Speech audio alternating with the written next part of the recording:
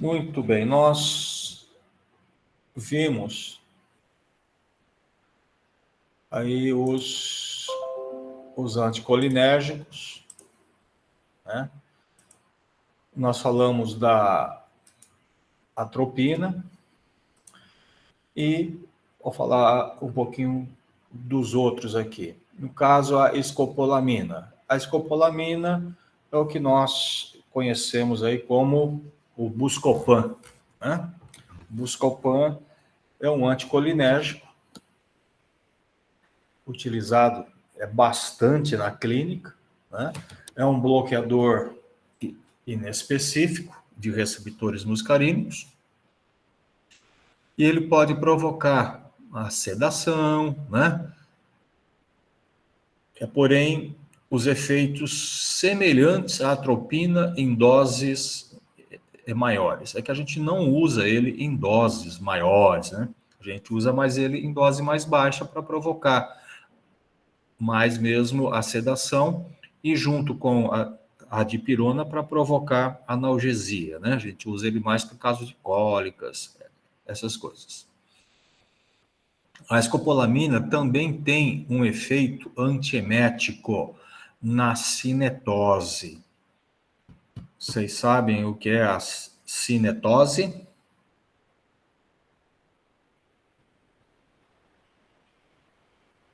Enjoo? Oi? Tipo enjoo? A cinetose é aquele enjoo, né? Aquela náusea que a gente tem quando... A gente não, quando algumas pessoas têm, né? Quando andam de carro, de avião, de barco, né? Isso mexe com o labirinto. E aí, então, é chamado de cinetose. É porque essa via de estímulo, né, do labirinto ao centro vestibular é usado dois mediadores, a histamina e a acetilcolina. Então, você pode usar tanto um bloqueador de muscarínico como um bloqueador de H1, um antihistamínico, para bloquear esse tipo de enjoo e de náusea. Nós usamos mais o antihistamínico, né? A gente usa muito para isso o Dramin, né? Que é um antihistamínico. Mas o Buscopan também pode melhorar isso daí. Os antagonistas muscarínicos afetam efeitos extrapiramidais, parkinsonismo. O Buscopan, esses fármacos, ele não tem essa capacidade, né, de antagonizar os efeitos parkinsonianos. Mas existe fármacos anticolinérgicos mais potentes e de ação central que eles bloqueiam esses efeitos extrapiramidais, que são os efeitos parkinsonianos, né? Então, a gente usa esses fármacos em casos de Parkinson, onde os medicamentos tradicionais não controlam, principalmente os tremores, né? E esses antimuscarínicos de ação central, eles podem melhorar esse efeito parkinsoniano. E esses fármacos podem dar inatenção, redução à velocidade psicomotora, né, porque ele mexe muito com a parte central. Os anticolinérgicos, né, nós temos que tomar muito cuidado no uso no idoso, tá? Normalmente, os geriatras não gostam de utilizar esses fármacos que têm atividade antimuscarínica no paciente idoso. Não usam. E por que não? Porque os efeitos adversos dos anticolinérgicos são perigosos em pacientes idosos, particularmente com comprometimento cognitivo, visto que muitos fármacos de uso comum possuem pelo menos um pequeno grau de bloqueio colinérgico, tipo antidepressivos, pode bloquear o colinérgico. Esses pacientes são sensíveis ao bloqueio colinérgico, o paciente idoso. Então, você tem uma hipofunção e disfunção colinérgica e a demência, respectivamente. Então, eu já falei lá no começo da outra aula, né, de colinérgicos, que o M1 está muito relacionado à demência, né?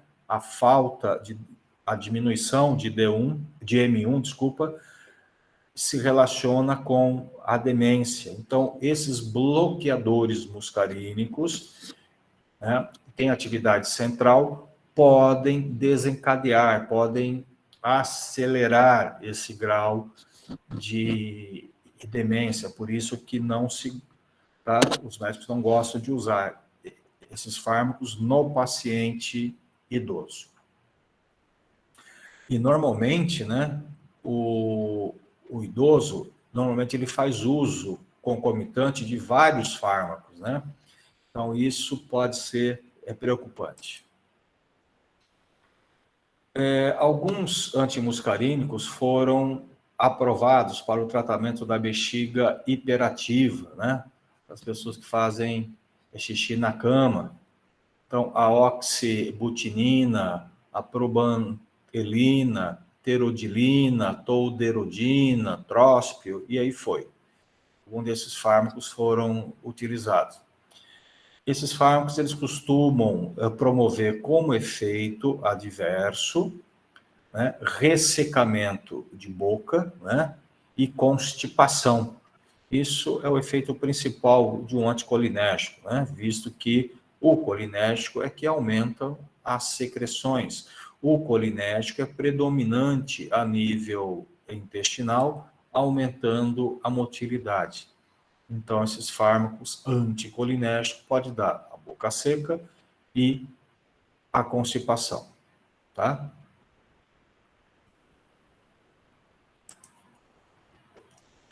Aqui, alguns fármacos que foram já utilizados, alguns ainda tem, mas a gente não usa muito isso não, tá? Como antiesplasmódicos, né? Usados para cólicas, né? O Bentil foi até usado em criança há muitos anos, depois eles proibiram esse uso. Então, são fármacos antimuscarínicos utilizados principalmente para combater cólica. Esses fármacos aqui, anticolinérgicos, tá? Com efeito sobre o sistema motor extrapiramidal e salivação. Então, esses fármacos que a gente usa, principalmente o Artane, né?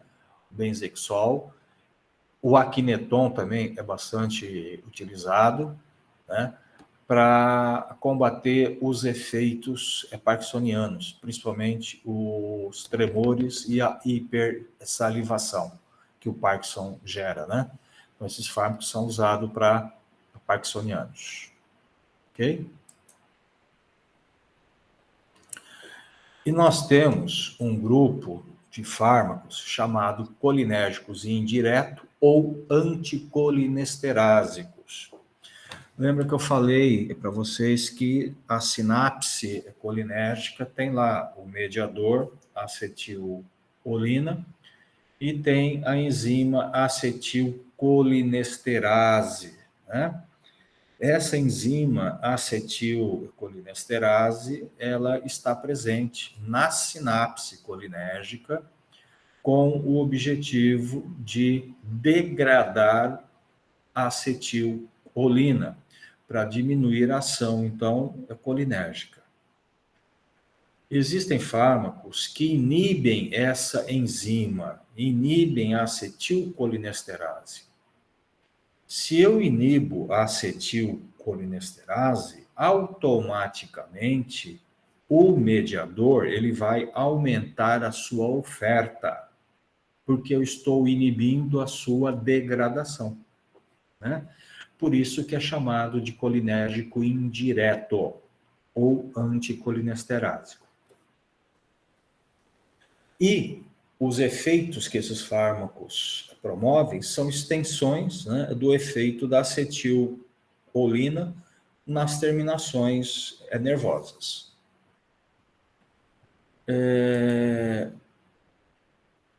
Onde a gente pode utilizar esses fármacos anticolinesterásicos, né?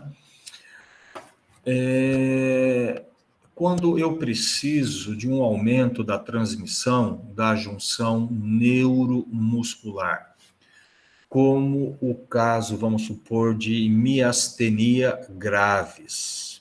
A miastenia gravis é uma doença autoimune, né, que vai diminuindo o receptor nicotínico da junção neuromuscular, onde o nervo inerva lá o músculo esquelético. E esses pacientes acabam perdendo força muscular, perdendo a capacidade de contração desses músculos. E aí esses fármacos anticolinesterásicos, eles aumentam a oferta do mediador, aumentando a atividade do mediador nos poucos receptores que restam. E aí você recupera a força muscular. Então, eu uso também para ter o aumento do tônus parasimpático. Quando que eu posso ter esse aumento do tônus? Vocês, não sei se já ouviram dizer, num grupo de fármacos chamado bloqueadores de junção neuromuscular. Ouviram? Os bloqueadores de junção. Os curares. Ouviram falar já em curare? Não. O curare é uma substância que é usado somente em hospitais. Ele bloqueia a junção neuromuscular. E aí todos os músculos relaxam. Em hospital é usado, né, esses curares de ação rápida para intubar, e faz parte do kit intubação, tá? Para relaxar a musculatura e você introduzir a cânula, né? É usado em alguns tipos de cirurgias também para relaxamento a musculatura. Só que esses fármacos paralisam todos os músculos, inclusive o músculo respiratório. Então, quando se usa esses fármacos, esse paciente vai precisar de uma ventilação, né? É mecânica, tá? Aí, vamos supor, você usou o fármaco tal e ou está provocando um efeito tóxico, ou você quer reverter esse efeito mais rapidamente, o que você faz? Para reverter o efeito desse bloqueio, você precisa aumentar o tônus parasimpático. Você tem que aumentar a atividade do parasimpático para voltar à contração. Então, você usa o anticolinesterase. Você aumenta a oferta do mediador e ele vai lá e desbloqueia. Ok? Professor, Oi. perdão, eu não entendi. Qual que é a vantagem de usar o curare? Para obter relaxamento muscular, para facilitar a intubação, para facilitar alguma cirurgia. Ah, eu não sei se é o caso, mas é usado como anestesia geral? Em alguns tipos de cirurgia, sim. Ele não é anestésico, mas ele é usado em algum tipo de cirurgia para relaxamento. Mas ele não diminui a consciência. Não, ele não mexe com a consciência. Ele não mexe. Mas paralisa inteiro. Sim, paralisa tudo. Que horror. É. Professor, eu não entendi a classe dele. Ele é um colinérgico? O quê?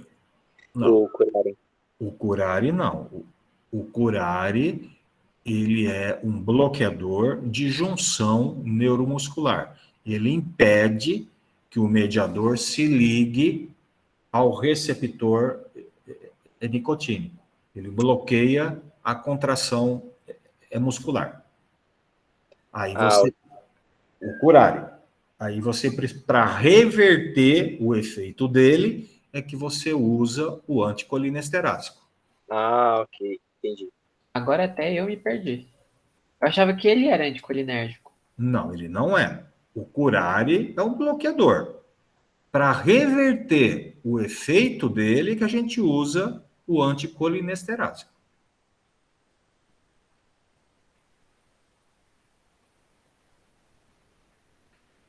E a gente usa também esses anticolinesterásico hoje, tá? Para aumento da atividade colinérgica central no tratamento da doença de Alzheimer, né? O único tratamento aí que a gente tem para Alzheimer, né, é você aumentar a atividade colinérgica central. Então, é usado fármacos anticolinestérásicos, tá? Para aumentar a atividade colinérgica central e diminuir os sintomas de Alzheimer. Beleza? Professor, só uma coisa que ficou meio em branco para mim. Se é que eu fiquei intrigado com esse fármaco, desculpa. Se esse fármaco, o Curare, ele é bloqueador dos receptores muscarínicos, né? Não.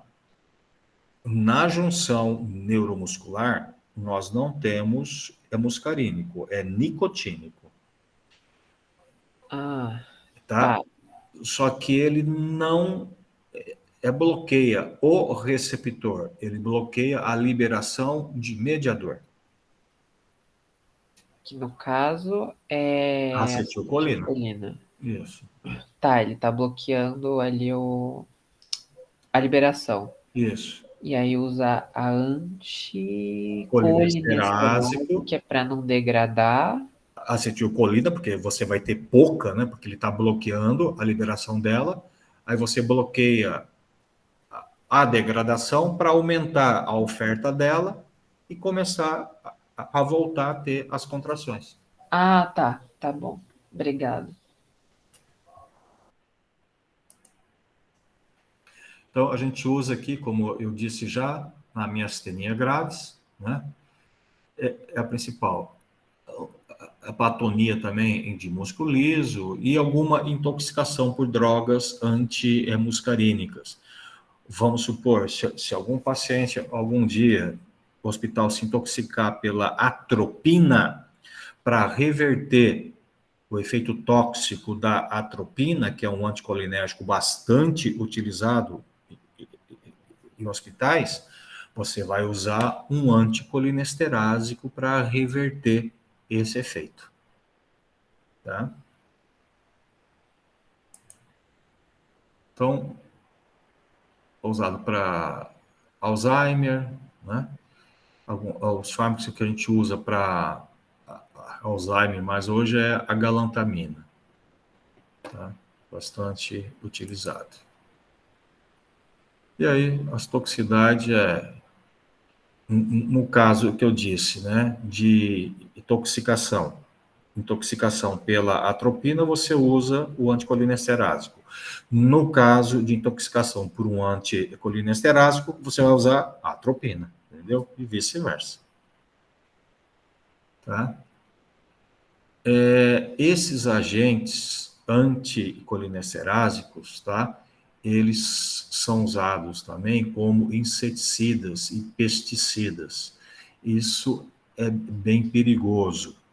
Uma substância anticolinesterásica perigosa e que de vez em quando aparece nos noticiários, né? Infelizmente, é o famoso chumbinho. Ouviram falar já? O chumbinho, que é para matar rato.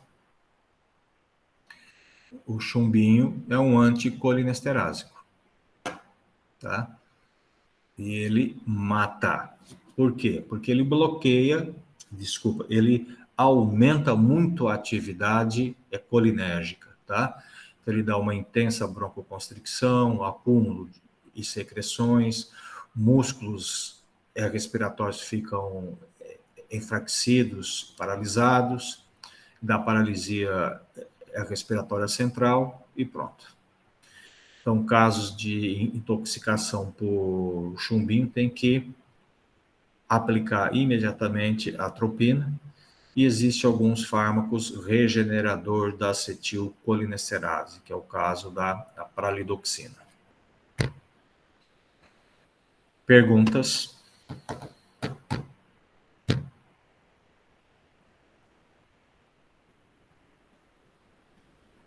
Sem pergunta? Eu ainda estou processando. Então, processa rápido, João Vitor. Ih, pediu demais.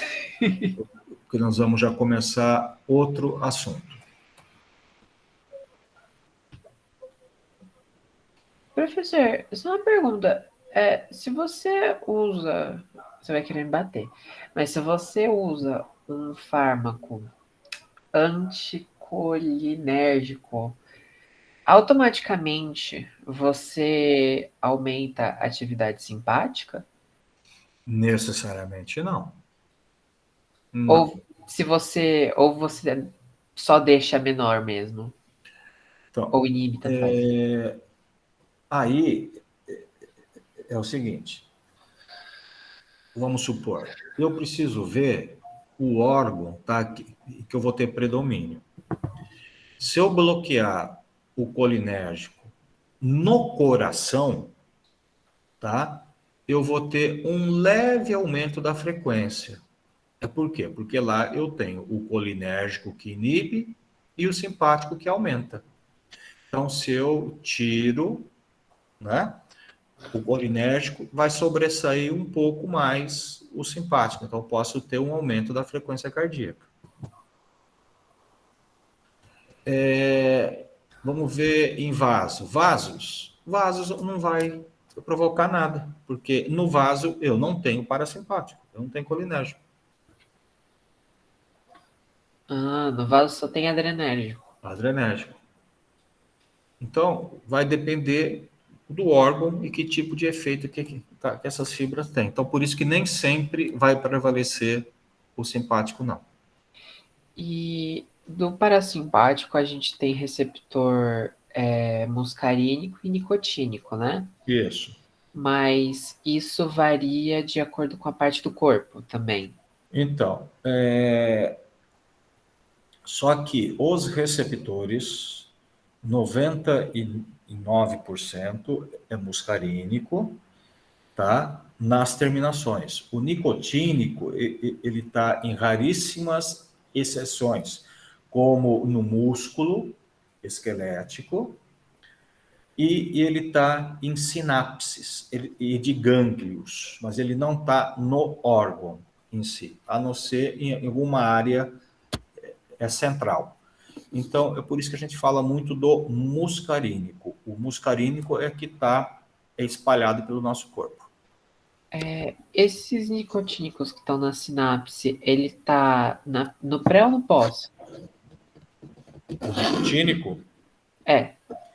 O nicotínico, na sinapse ganglionar, ele está no pós, porque ele é o responsável pela a transmissão de impulsos. Ah, sim. Tá. Mas nas sinapses em geral também é pós. Então, eu não tenho ele, né? Em sinapses mesmo, com órgão, tá, que eu vou ter ele, o principal é só no músculo Tá. esquelético. As outras é tudo muscarínico.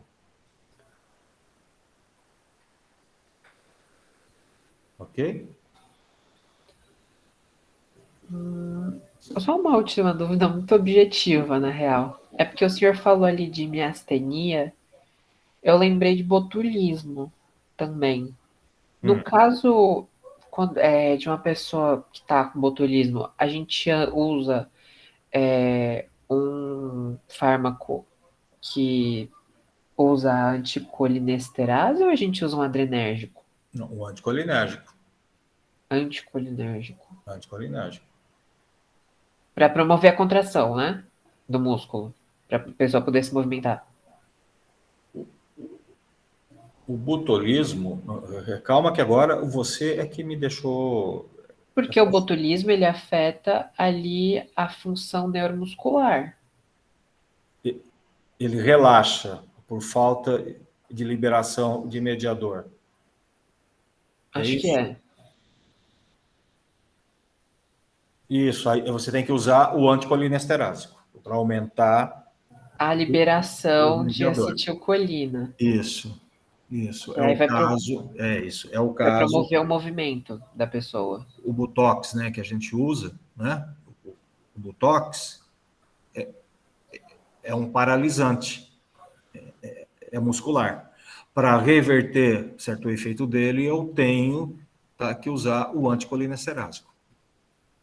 Tá, tá bom. Obrigado, É isso professor. aí. Beleza?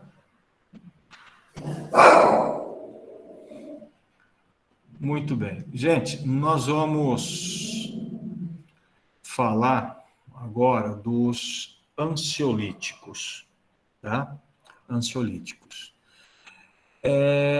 Nós temos, a grande maioria dos mediadores são mediadores excitatórios.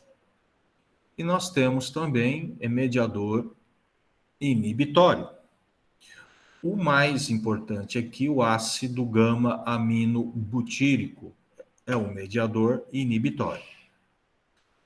Esse mediador, ele está no tecido cerebral, abundantemente no sistema nigroestriado, e em menor quantidade em toda a substância cinzenta. Então, se eu tenho ele em toda a substância cinzenta, o que é que eu tenho na substância cinzenta? Eu tenho o corpo celular de neurônios, né? Tudo que é função ativa está na substância cinzenta. Então, eu tenho esse mediador aqui nessa área central como inibitório. Ele é formado a partir de glutamato por ação enzimais, isso aqui não interessa como ele é formado, interessa que ele existe. Ele é um transmissor inibitório em muitas vias diferentes do SNC. 20% dos neurônios do SNC é GABAérgico. O que é um neurônio GABAérgico? É o neurônio que tem como o mediador o ácido gama-aminobutírico. Isso é o neurônio GABAérgico. Maioria de interneurônios curtos, porém, o trato é GABAérgico, longos ocorrem para o cerebelo e para o estriado. Então, veja aqui. Veja quantas ramificações GABAérgicas que eu tenho, né? Tudo aqui envolvendo a minha parte, como eu diria, o sistema límbico, né? Eu tenho aqui o hipocampo, eu tenho o meu córtex, tá? E tenho as ramificações indo aqui também para o meu cerebelo. Então, eu tenho várias vias GABAérgicas em todo o meu córtex e cerebelo. E lembrando que ele é inibitório, tá? Deixa eu só mostrar uma coisa aqui. Esse mediador, o mediador, para ele ter um efeito, ele precisa se ligar a um receptor, tá? E o receptor do ácido gama-amino butírico é chamado também de receptor GABA. O mediador é chamado GABA, porque vem do ácido gama-aminobutírico, abreviatura GABA. O receptor também é chamado GABA. Então, o mediador GABA, o receptor GABA. O receptor GABA, gente, ele está nas membranas de neurônios, né? E ele, no interior dele, tem um canal que é canal de cloro. E esse receptor, ele é formado por cinco unidades. É formado por 2 unidades alfa, 2 beta e uma gama, tá? Depois a gente vai ver que cada uma dessas unidades são constituídas de várias subunidades. Então eu tenho o alfa 1, alfa 2, alfa 3, alfa 4, alfa 5, alfa 6, beta 1, beta 2, beta 6, gama 1, gama 2, tal. E essas variedades de subunidades, ela pode variar de indivíduo para indivíduo. Eu posso ter a formação, vamos supor, os meus receptores são alfa 2, beta 3, gama 4. Certo, alguém aí de vocês pode ser alfa 1, beta 6, gama 2, entendeu? Então, essa conformação pode variar de indivíduo para indivíduo. Isso que vem sendo bastante estudado hoje. Bom, esse receptor, ele tem um sítio chamado sítio receptor, que é onde o mediador ele vai se ligar. O mediador ele se liga nesse sítio e a hora que o mediador se liga ao sítio do receptor, gera uma modificação no receptor e essas subunidades, elas se afastam. E a hora que elas se afastam, elas se modificam, eu falei que dentro dela tem um canal, né? É de cloro. Quando esse receptor está em repouso, essas subunidades estão todas juntas e automaticamente esse canal está fechado. Quando o mediador se liga ao receptor, gera um estímulo e essas unidades se modificam, se alargam, abrindo o canal. E eu passo a ter entrada de cloro, entrando cloro. Aí, eu quero que vocês lembram lá a biofísica, né? As membranas têm no seu interior cargas negativas e fora cargas positivas.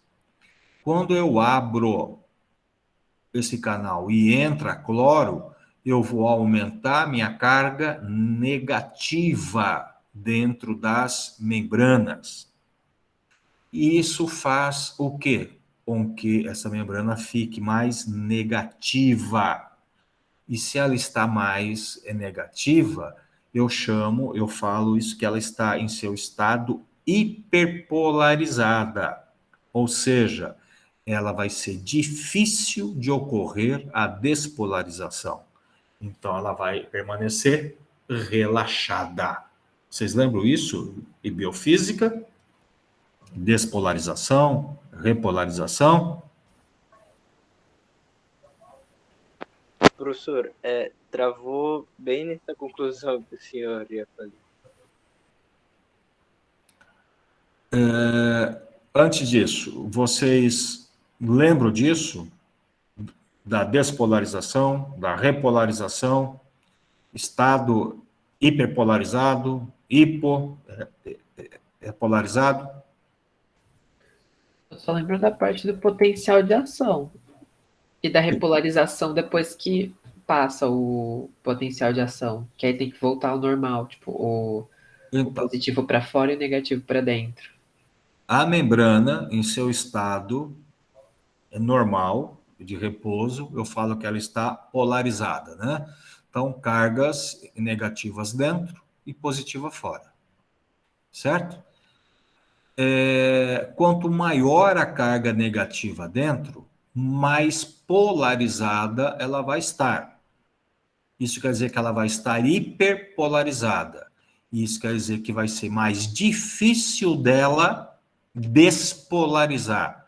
Vai ser mais difícil ela estimular, ela conduzir algum tipo de estímulo.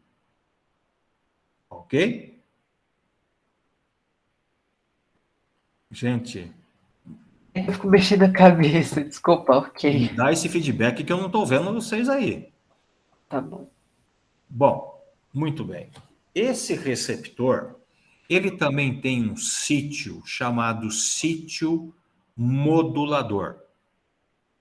Esse sítio modulador, ele vai modular o quê? O receptor, tá?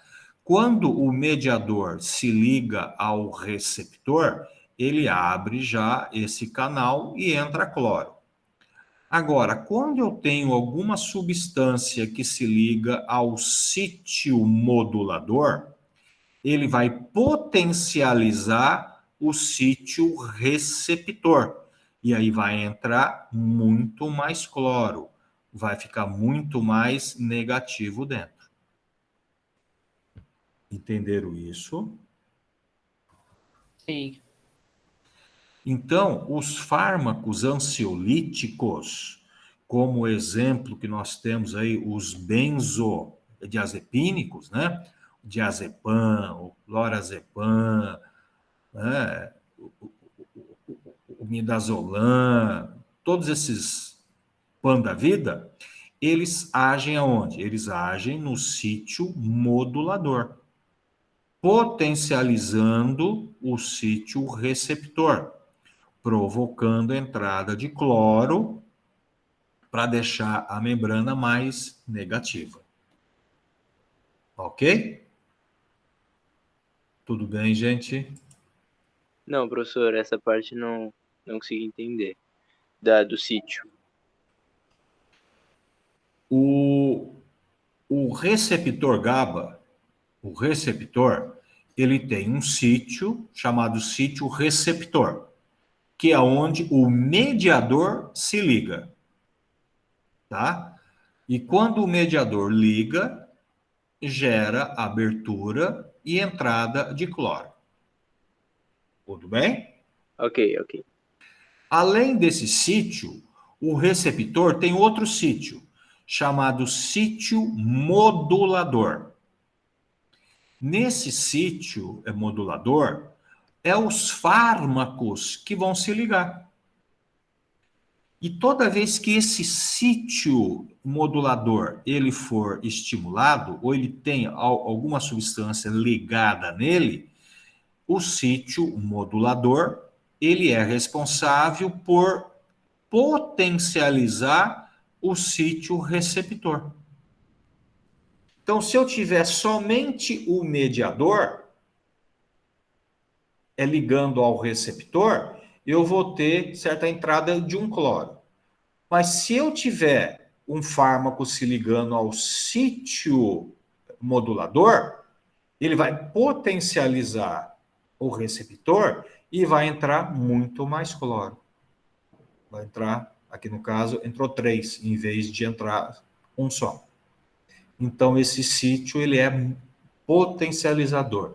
Ele vai potencializar o sítio receptor. Ficou mais claro? Entendi. E a consequência disso tudo é que o neurônio, então, não vai conseguir ser estimulado. Exatamente. Beleza.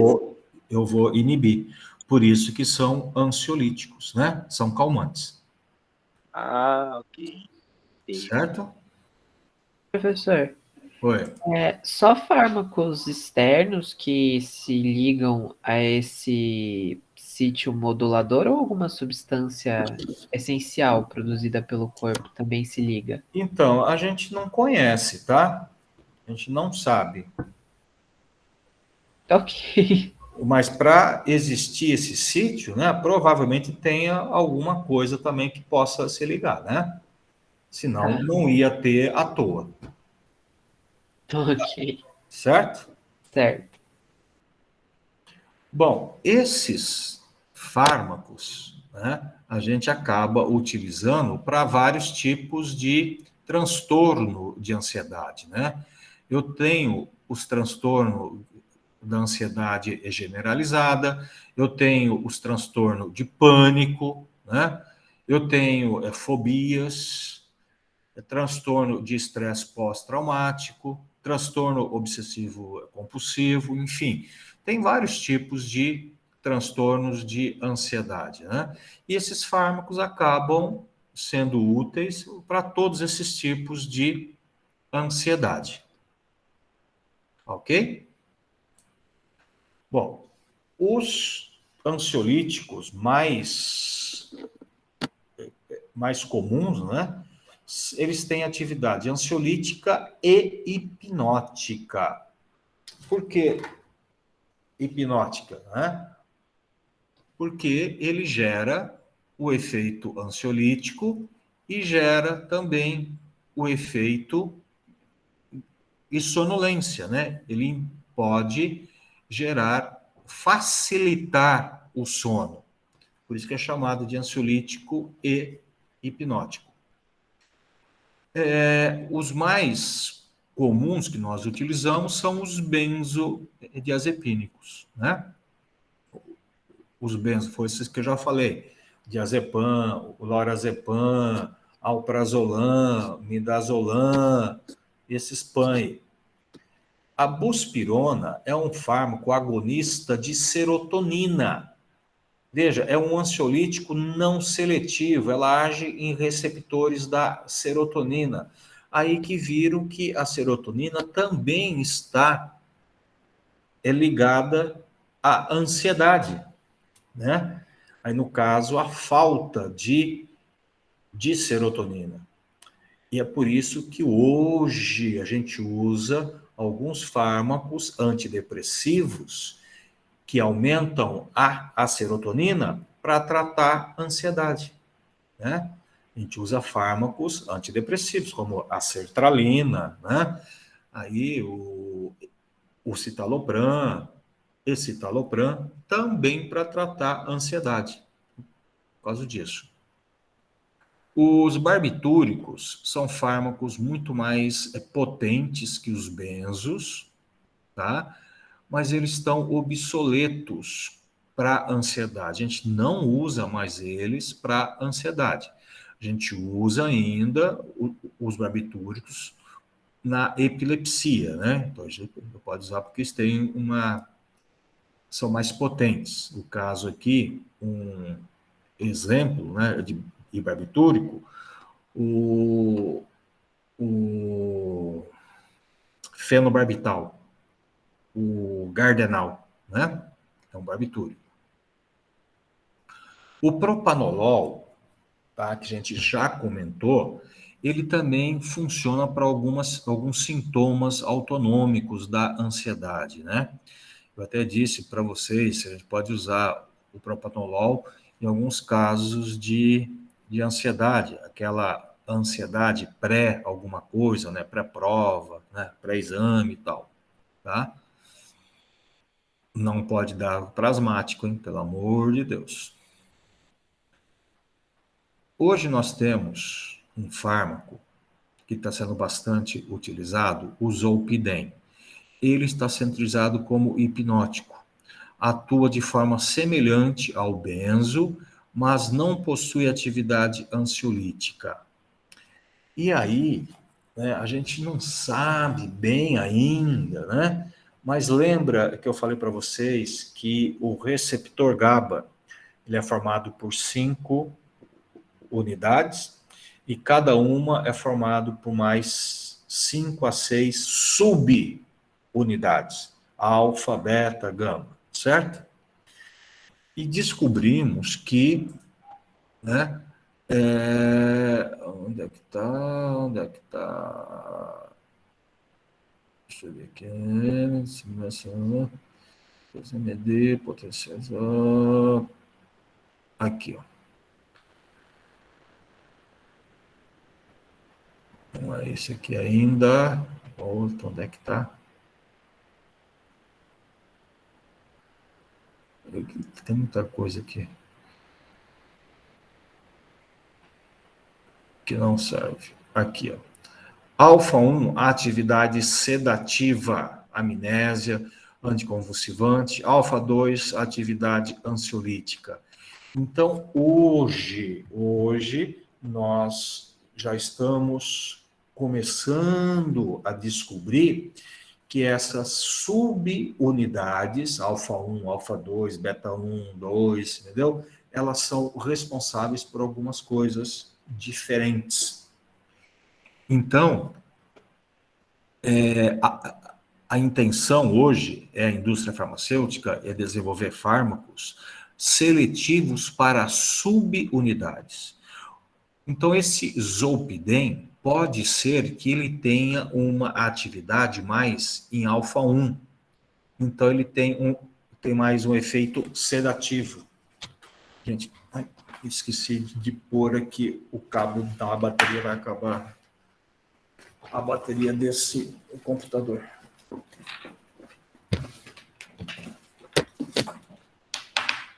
Professor, só para ver se deu para entender uma coisa, tipo, essas 5 unidades que tem ali o negócio lá que entra o cloro, cada uma o fármaco ele se liga a uma específica? Não entendi, João. Desculpa. Por exemplo, tem ali naquele canal de cloro, não sei se é assim que chama, que tem 5 unidades, 2 alfas, 2 betas e uma gama, acho que Sim. O fármaco que age ali, ele vai agir numa unidade específica? Então, os fármacos que nós temos hoje, eles não são específicos. Por isso que quando a gente usa um benzodiazepínico, tipo um diazepam, você pode ter todos os efeitos juntos. Você pode ter o efeito da ansiedade, o efeito anticonvulsivante, você tem o efeito hipnótico, tudo junto. Certo? Porque ele não é seletivo, ele age em todas. O que a indústria está tentando buscar hoje são substâncias seletivas. Vamos supor, não, eu quero um fármaco que tenha atividade somente anticonvulsivante.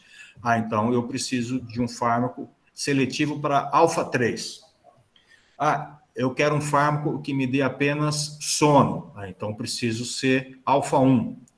Eu quero somente atividade ansiolítica. Então tem que ser alfa 2.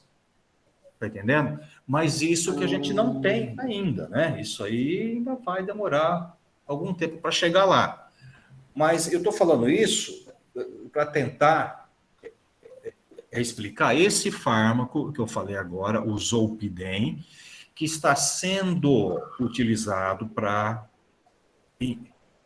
induzir o sono e que ele não tem atividade ansiolítica, ele é apenas hipnótico.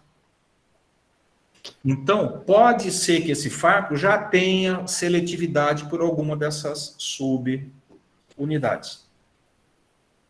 Entendeu? Entendi. E falando nisso, lembra que eu falei que essas elas podem variar, pode sofrer mutação de pessoa para pessoa? E isso é que explica a diferença de efeito de paciente para paciente. Tem pessoas que tomam, vamos supor, um comprimidinho, é de 0,5 mg de alprazolam, toma, e tudo bem, só tem o efeito ansiolítico. Normal. Outra pessoa toma o mesmo comprimido, a mesma dose, e tem uma sonolência incrível, dorme 2 dias. E tem pessoa que toma a mesma dose, o mesmo, em vez de ter sono, ter atividade ansiolítica, não, fica agitado. Tudo pelas modificações dessas subunidades. Entendeu? Isso pode acontecer, tá? E acontece, eu conheço pessoas que tomam aí o alprazolam e não sentem absolutamente nada. Outras tomam e sentem uma sonolência gostosa. Então, é modificação, é a diferença dessa permutação de subunidades. Ok? Ok, eu só ia perguntar o que é o efeito hipnótico. É sonolência. Ah, tá. Sonolência. Tá? Aqui não interessa nada. Então, os benzodiazepínicos, que é os fármacos que interessam para a gente, né? Esses fármacos, tá? Eles têm, então, o efeitos e uso farmacológico. Quando eu uso um diazepam, um Rivotril aí, né? O midazolam, alprazolam, eu vou usar esse fármaco com o quê? Eu vou ter uma redução da ansiedade e da agressividade, né? A gente chama de amansar, né? Eu vou ter a redução dessa ansiedade. Eu vou ter uma sedação e indução de sono. Gente, conforme a dose e tal, essa indução, a gente não é muito correto eu usar indução de sono. Por quê? Porque esses fármacos provocam sono? Não, mas eles facilitam o sono. Supor, se eu tomar um alprazolam de manhã, eu saio para trabalhar e eu vou ficar tranquilo e tal. Eu tomo um alprazolam e eu encosto e eu deito, eu vou dormir. Certo? Então, ele é um facilitador. Tá? Agora, lembra que o mediador GABA, ele está em todo o nosso córtex, inclusive com bastante nervos na área nigroestriatal, que é a área que controla a parte motora. Então, quando eu tomo esses fármacos, os benzos, eu vou ter uma redução do tônus muscular e da coordenação. Lembra que ele pega também o cerebelo. Um indivíduo sob o efeito desses fármacos é a mesma coisa que o indivíduo bêbado, embriagado. É o mesmo tipo de efeito. Perde a coordenação para andar e perde todo o seu tônus muscular. O álcool, ele também age em uma subunidade do receptor GABA. Por isso que o álcool também ele é inibitório. Por isso que eu não posso associar álcool com benzodiazepínico, porque eu vou ter o efeito potencializado. É perigoso. eu posso deprimir muito e deprimir até o centro respiratório. E aí eu levo à morte. Entenderam isso? Então, álcool e benzodiazepínico não combina, porque eu vou gerar uma potencialização de efeito. E eu vou aí inibir centros nervosos importantes, podendo chegar à inibição do centro respiratório, cardiovascular e respiratório. Eu posso ter a parada cardiorrespiratória. Tudo bem? E eu tenho também o efeito anticonvulsivante desses fármacos, tá? E além também de ter o efeito de amnésia anterógrada. Vocês sabem o que é o efeito de amnésia anterógrada?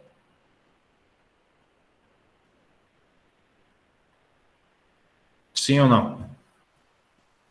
Não. Alguém daí já fez endoscopia? Quem já fez endoscopia?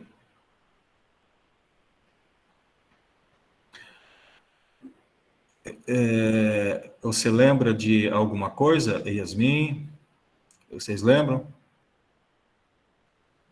Nadinha, né? Não, né? Então, o que foi utilizado?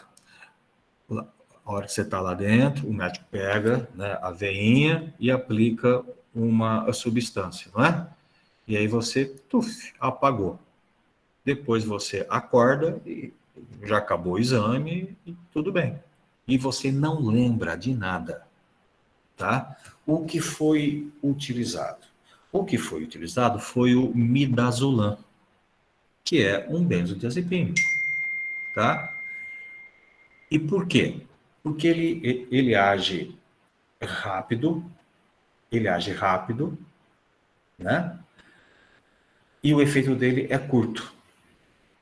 Ele te leva a um alto grau de sedação, você apaga, e provoca o efeito de amnésia anterógrada.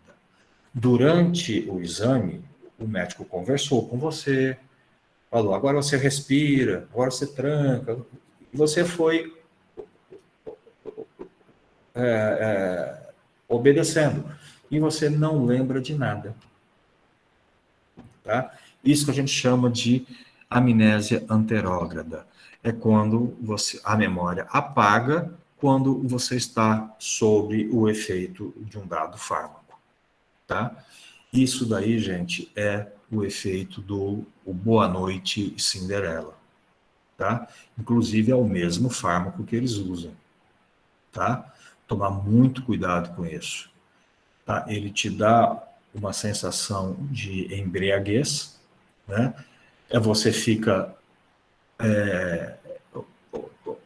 obediente, responsivo, e depois você não lembra de nada, absolutamente nada. Então, isso que é, tá, o efeito, efeito de amnésia anterógrada. Então, esses fármacos levam a esse tipo de amnésia. Ok?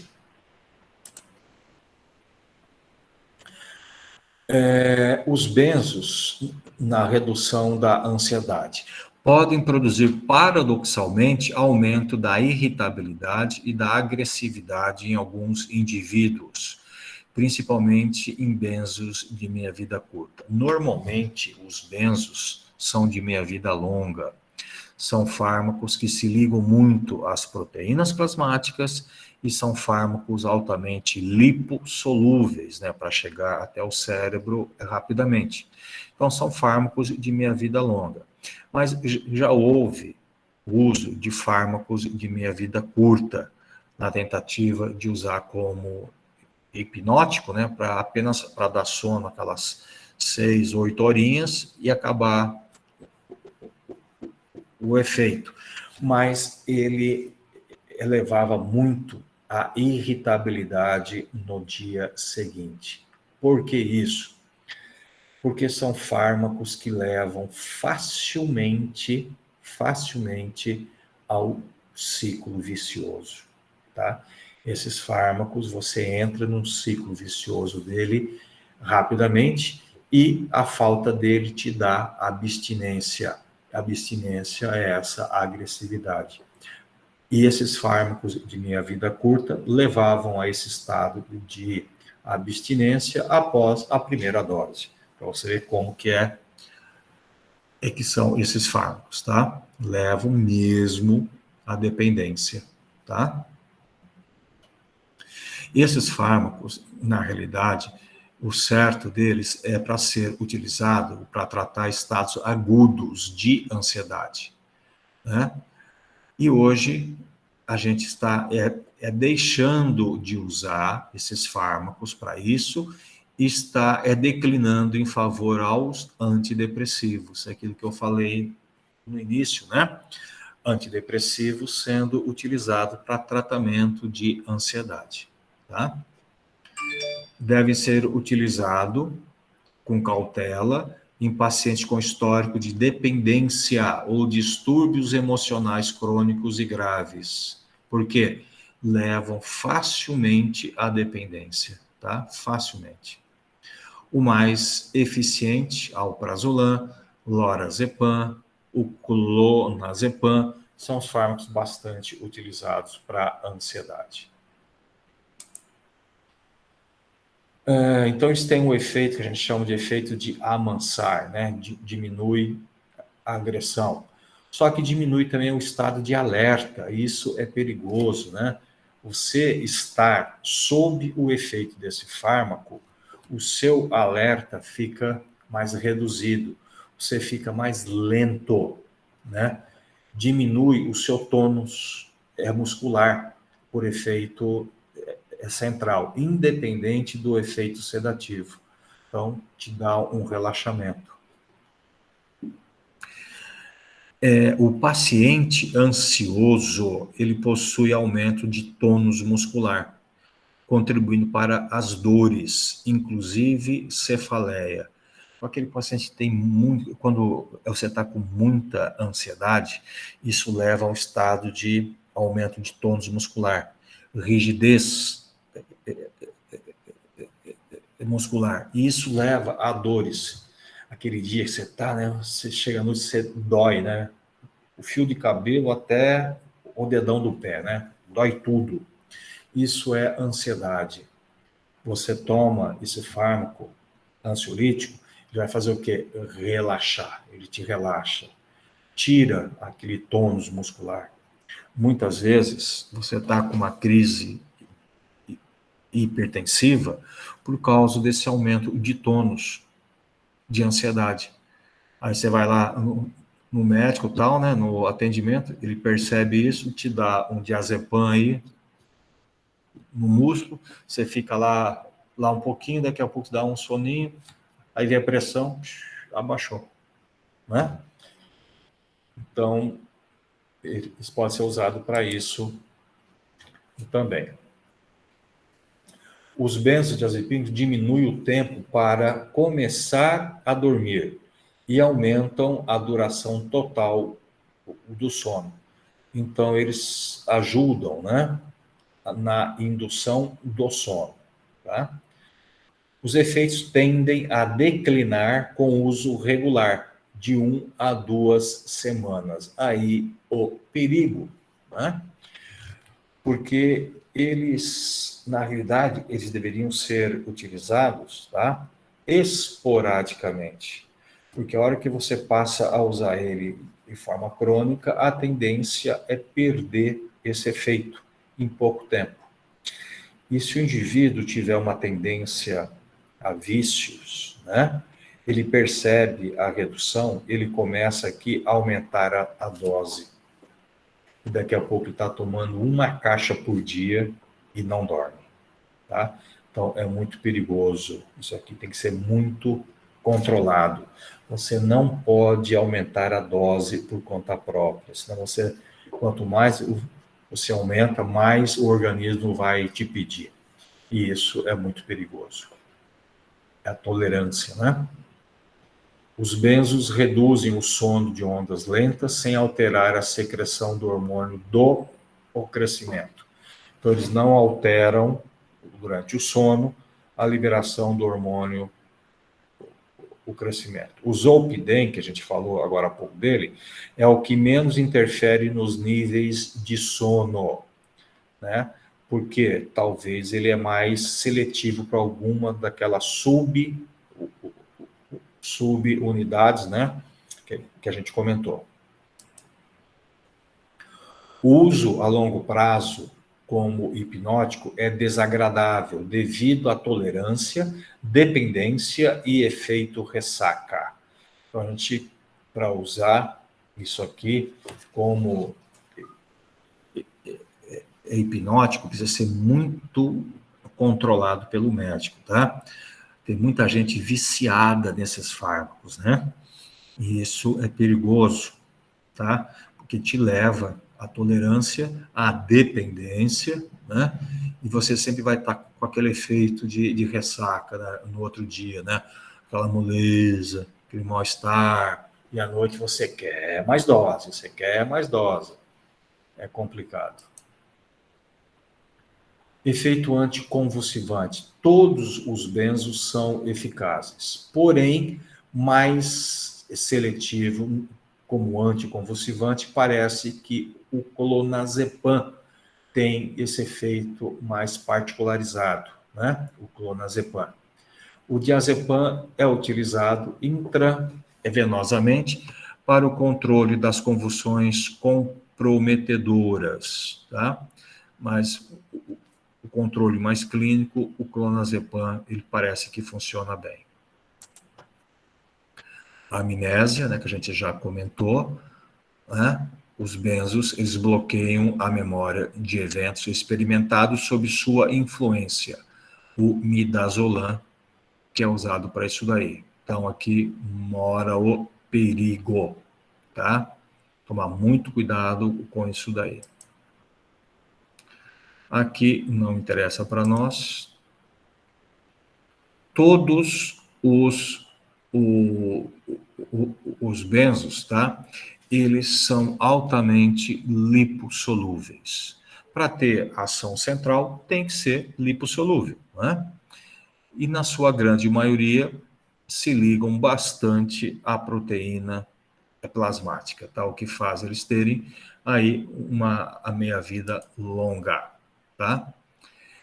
Os benzos são metabolizados e excretados na urina como conjugados, né? Vários são convertidos em metabólitos ativos, chamado nordazepam, é o metabólito ativo, que tem uma meia-vida de aproximadamente 60 horas. Então, você veja bem, o diazepam, ele tem a meia-vida aproximadamente de 36 horas. Veja bem, 36. Só que ele se transforma em nordazepam, que tem a meia-vida de 60 horas. Tá? Então, você veja aí, tá? O caso de o quanto que esses fármacos ficam fazendo ação, o tempo, né, de meia-vida deles, tá? Já é percebido e estudado, tá, que as pessoas idosas aumentam o efeito dos benzos diazepínicos de ação longa. Isso já é confirmado. A pessoa idosa deve iniciar um tratamento com uma dose de 25% da dose de um adulto. O que a gente percebe hoje aí é muitos pacientes idosos intoxicados com esses fármacos. E isso é perigoso, né?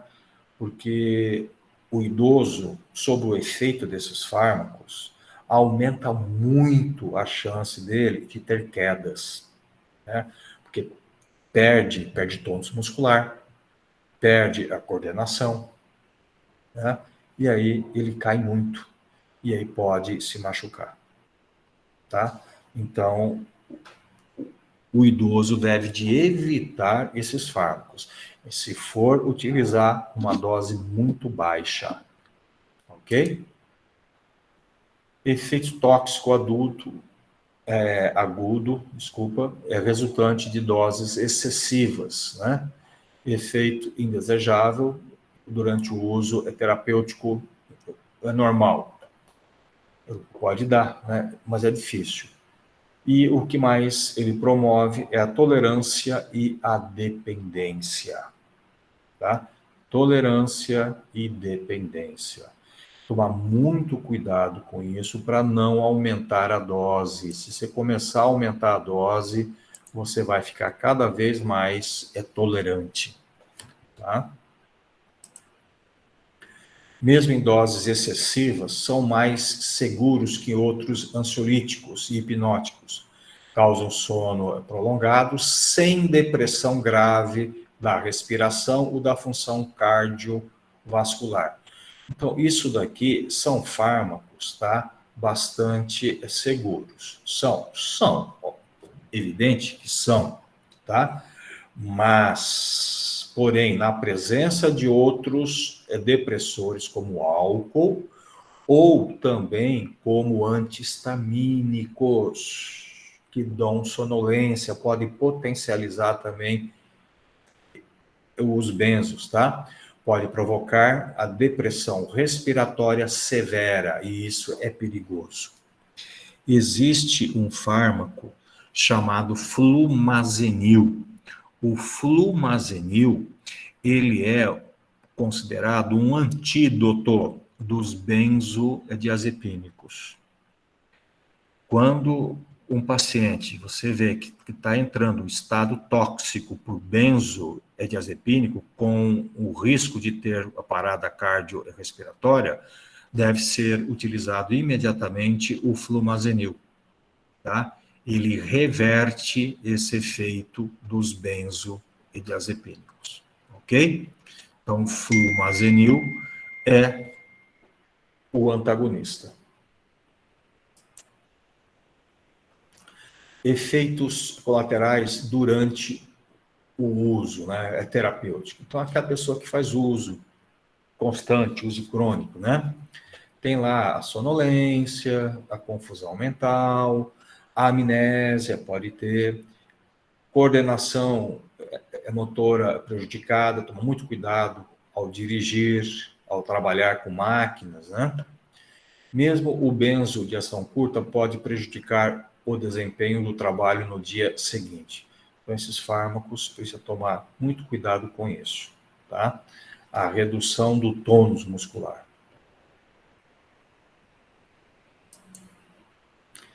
A tolerância, que a gente já comentou, o aumento da dose é gradualmente para produzir efeitos necessários. Possui a tolerância, os benzos possui uma tolerância menor que os barbitúricos, né? Porque os barbitúricos são ainda indutores enzimáticos, então dão mais tolerância ainda. O mecanismo de tolerância não é bem entendido, mas parece representar uma alteração a nível de receptor. Então, aqueles receptores, aquelas subunidades, né, que parece que vão desenvolvendo meios de não responder mais ao fármaco. E aí você precisa cada vez mais dose, aumentando dose. E isso é infinito. Então, você não pode ficar aumentando dose, senão você vai dar o que o organismo está pedindo, e ele sempre vai te pedir mais. A hora que você não aumenta, certo, a dose, aí você vai o quê? Vai controlando e vai sempre mantendo a mesma dose, mantendo o mesmo tipo de efeito. Cedeu, aí danou tudo. A dependência, a mesma coisa. A interrupção do tratamento com benzo, após semanas ou meses, causa aumento dos sintomas da ansiedade, com tremores e tonteira, nervosismo, perda de apetite, convulsões e, mais raro, alucinações. Então, são fármacos que você não pode interromper de forma brusca. Você precisa ir fazendo a redução gradativa desse fármaco, tá? Porque senão você entra em abstinência, tá? Por causa da dependência. Interações. Os benzos, eles possuem efeitos aditivos quando administrado com outros depressores. Foi o que eu já falei algumas vezes. Com álcool, antihistamínico, o que eu já disse agora, né? Os antialérgicos, alguns antipsicóticos, analgésicos, opioides, tá? Tudo isso pode potencializar o efeito deles. E agentes inibidores do citocromo, como cimetidina e contraceptivos orais. Olha que aumenta o efeito dos benzodiazepínicos, porque inibe a metabolização deles, aumentando a concentração plasmática deles. Ok? E aqui é só alguns exemplos e Zé Fini. Falei demais. Perguntas? Professor, quando o senhor fala potencializar o efeito, esse potencializar, ele é necessariamente nocivo? Nem sempre. Nem sempre. Ele pode ser perigoso, sim, tá? Mas veja um caso interessante. Alguém que sofre de insônia, né? Tem pessoas que têm insônias bravas, né?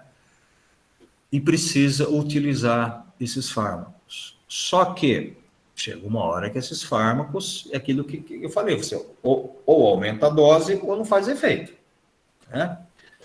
O que a gente usa para esses pacientes? A gente usa associar a um antihistamínico. Então, muita gente usa, vamos supor, o diazepam e Fenergan. Então, você vai ter uma potencialização de efeitos, mas dentro de uma dose controlada, para potencializar o sono, tá? Então, nem sempre é prejudicial. A gente também pode utilizar essa interação para ter um benefício. Ok? Ok. E essa perda de efeito, né, conforme se não aumentar a dose, ela se dá, eu não sei, é por dessensibilização? Então, Acho que não, né? a gente não sabe muito bem, tá? Mas é a nível de receptor, tá? É a nível de receptor. Só que, então, você precisa sempre estar mantendo a mesma concentração, porque ele vai continuar sempre respondendo. Se ele te pede mais dose, tá? Ele pode te pedir isso em um dia, em 2 dias, mas como você não deu, ele volta a responder. Você entendeu? Então, você vai sempre controlando. Agora, se ele te pede um aumento, você aumenta, amanhã ele pede outro aumento, e aí você aumenta. E aí você vai aumentando até chegar uma caixa por dia. Então, por isso que não pode aumentar a dose. Então você simplesmente, se não der efeito, você não aumenta, só potencializa. Potencializa ou mantém alguns dias com a mesma dose que ele volta a responder. Talvez não tanto, mas ele volta.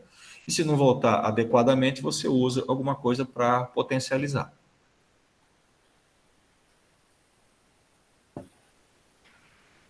Ok? Ok.